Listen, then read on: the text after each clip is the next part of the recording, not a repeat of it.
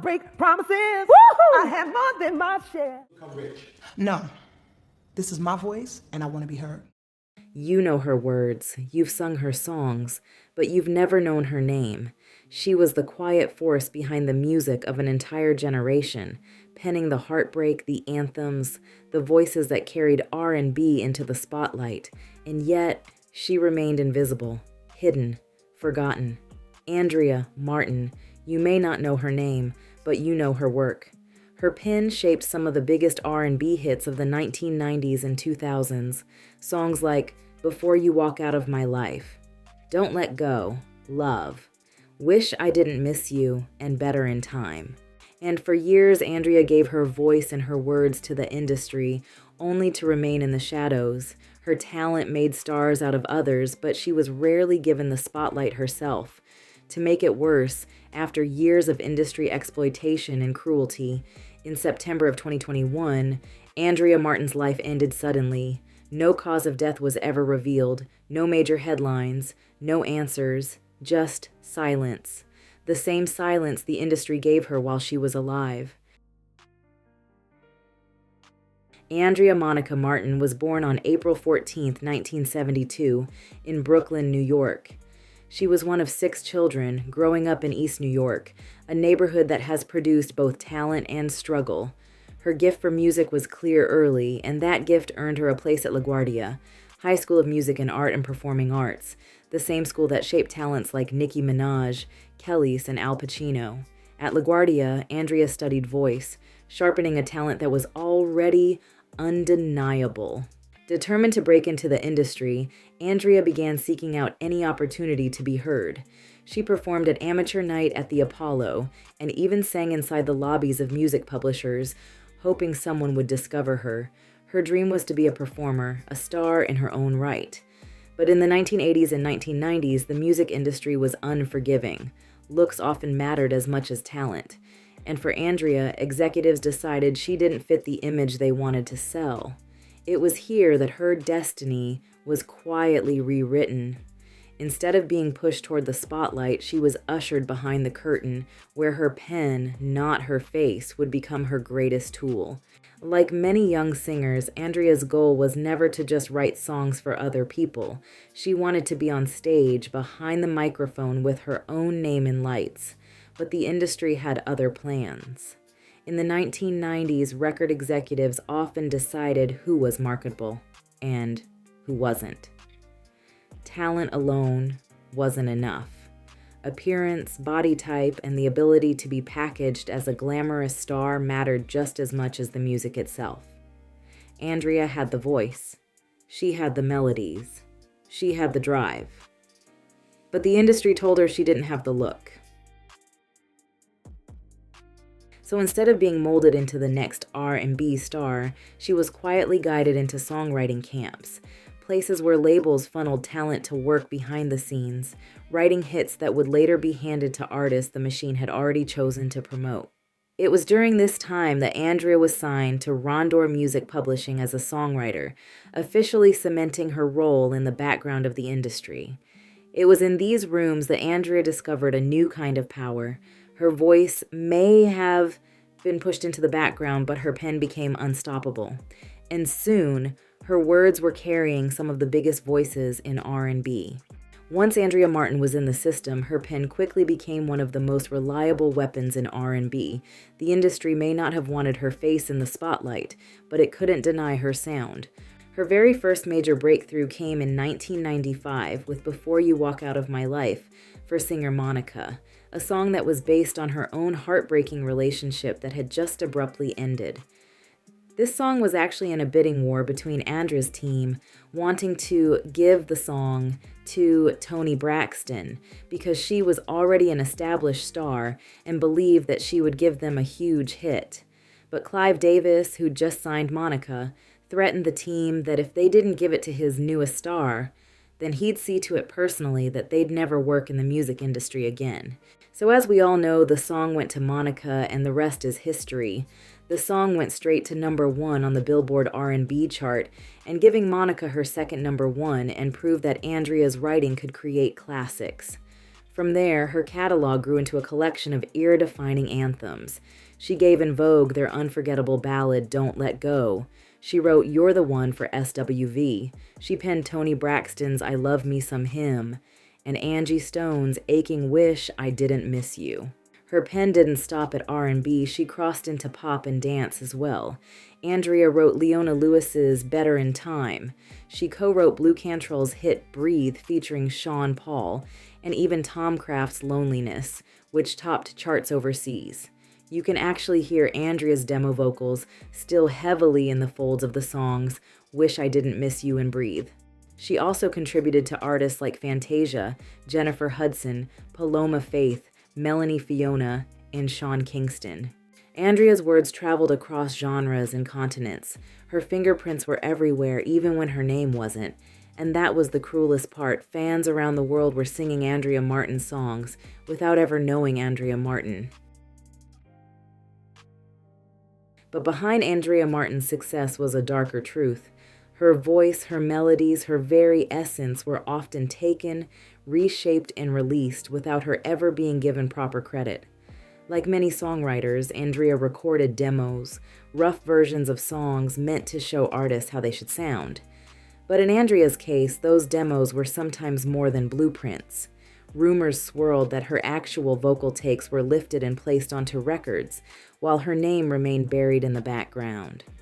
One of the most circulated stories involves the dance pop star Robin S., where there's a huge debate on whether or not Andrea's vocals were used without acknowledgement.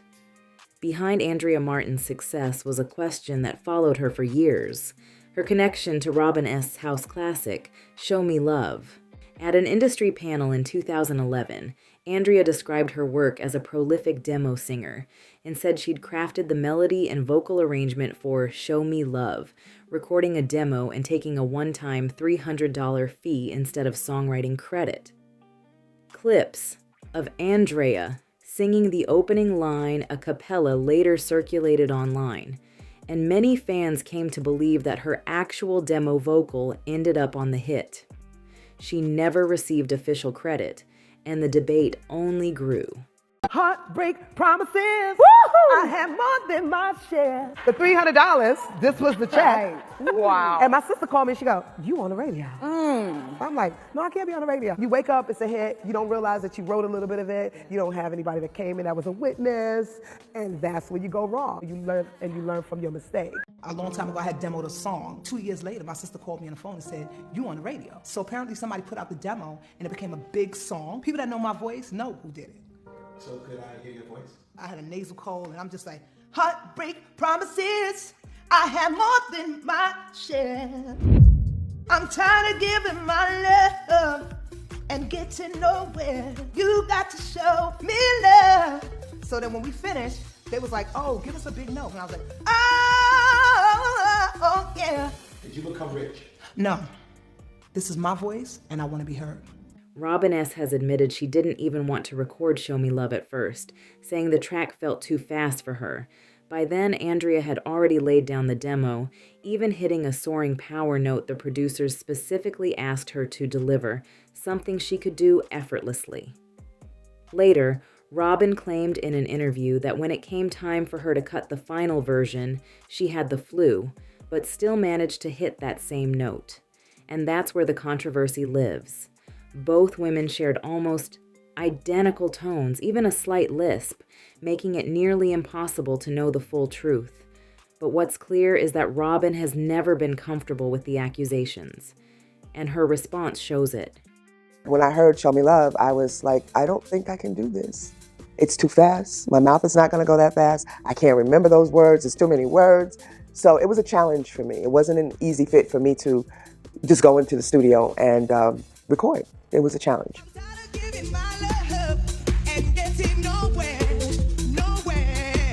The day before I started feeling ill, that night I got really sick and I was like, I don't know if I can do this. And half lost my voice, was half there, half not. And that morning when we got up to start working, I was like, I'm not sure I can do this, but I'll try. And so the note that everyone hears and the singing that everyone hears is me singing with the flu.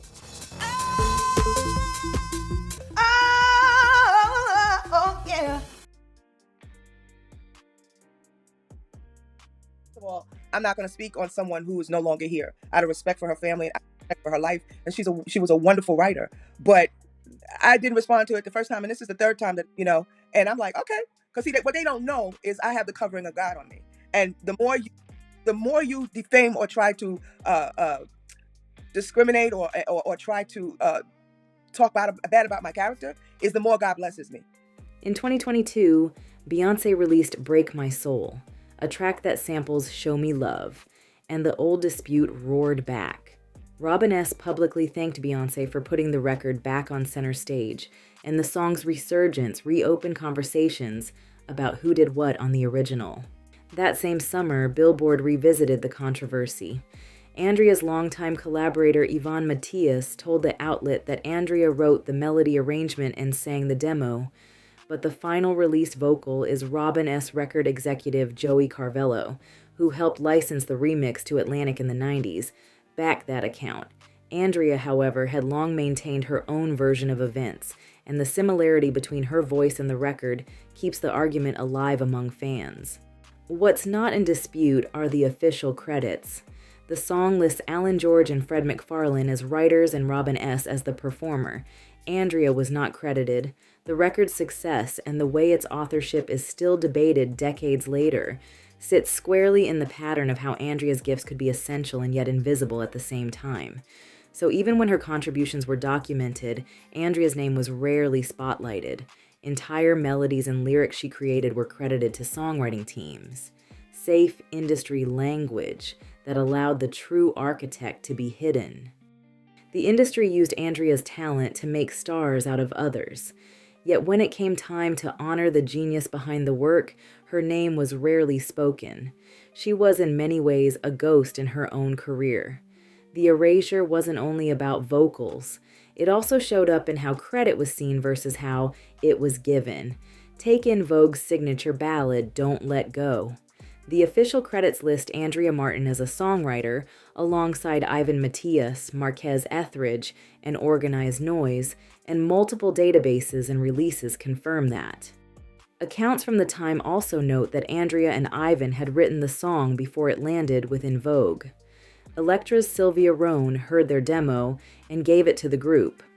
So this shows that Andrea's pen was central, and that she was on the paperwork, even though they never give her credit for this song. But here's the disconnect. Public narratives often spotlight producers or the group and gloss over Andrea's authorship. When people retell the story of Don't Let Go, the names most remembered are in Vogue and Organized Noise, the legendary team that still also holds co-writing credits, while Andrea's name is frequently left out of the conversation. On streaming pages and fan write-ups, the credit line can be long and team-blurred, and therefore casual listeners come away knowing the song, but not the woman who helped write it. That gap between credit on paper and recognition in public is the core of Andrea Martin's continuous erasure. After years of writing hits for other people, Andrea Martin finally got her shot at stepping into the spotlight herself. In 1998, she released her debut album, The Best of Me, on Arista Records. The project had everything a breakout should have: powerhouse vocals, heartfelt lyrics, and even guest appearances from Organized Noise, Queen Latifah, and Lauryn Hill. The single, Let Me Return the Favor, managed to chart on the Billboard Hot 100, and Share the Love became a top 5 hit on the Dance Club Songs chart the following year. But the momentum never lasted. The album wasn't heavily promoted, and in an era dominated by polished, highly marketed R&B divas, Andrea wasn't packaged as the glamorous star the industry thought it could sell. She had the voice, she had the pen, she had the artistry, but she wasn't given the machine behind her. So while her peers enjoyed platinum sales and global tours, Andrea's moment in the spotlight was brief. She slipped quietly back into the world of songwriting, where her name would once again be hidden in the liner notes while her words climbed the charts.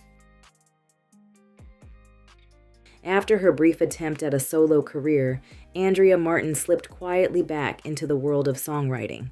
Once again, she was in the shadows creating for others, while her own name rarely appeared in the spotlight, and then, For her, the silence became permanent. On September 27, 2021, Andrea's family announced through a short Instagram post that she had passed away in a New York City hospital. She was only 49 years old. There were no headlines filled with details, no official cause of death released, just that single post and silence. Even now, years later, the public still doesn't know what happened. Her family never spoke further. The publishers and labels she had given her life to didn't offer clarity. The industry moved on without asking why. It was as if Andrea's exit from this world mirrored her career, hidden in plain sight, present in the music but absent from the story. That absence leaves a chill. How could a woman whose words defined so many anthems leave us with so many questions? Why was there no explanation? No one can say. And perhaps that's the eeriest part of all, that Andrea Martin, the voice behind so many timeless songs, could vanish from this world with the same quiet anonymity the industry forced upon her while she was alive. Though Andrea Martin never became a household name, her fingerprints are all over the music that shaped a generation. Artists who worked with her remembered her as more than just a songwriter. They called her a friend, a force, and a creative spirit who could pull an anthem out of thin air. Monica, Leona Lewis, and Angie Stone were among those who paid tribute, honoring the woman who gave them some of their most powerful songs. Fans, too, began revisiting her catalog after her passing, realizing that Andrea's words and melodies had been the soundtrack to their lives. Songs of heartbreak, survival, and longing, lines people had sung for decades, were Andrea's legacy. But her story also raises a larger truth about the music industry, the way Black women songwriters are often hidden behind the stars they make shine. Their genius is consumed, their contributions minimized, and their names erased from the conversation. Andrea Martin's life was proof of that imbalance. She had the talent, the catalog, and the vision to stand with the greats, but the industry never gave her that space. And yet, even without the spotlight, her music continues to live. Because Andrea Martin may not have been the face on the album covers, but her voice, her pen, her soul, those remain. You may not know Andrea Martin's name, but you've always known her. So lurkers, what do you think? Have you ever heard of Andrea Martin? Are you familiar with these hit songs she created? Do you think there's more to her death, or do you think her family is just being protective of her? Let me know your thoughts below.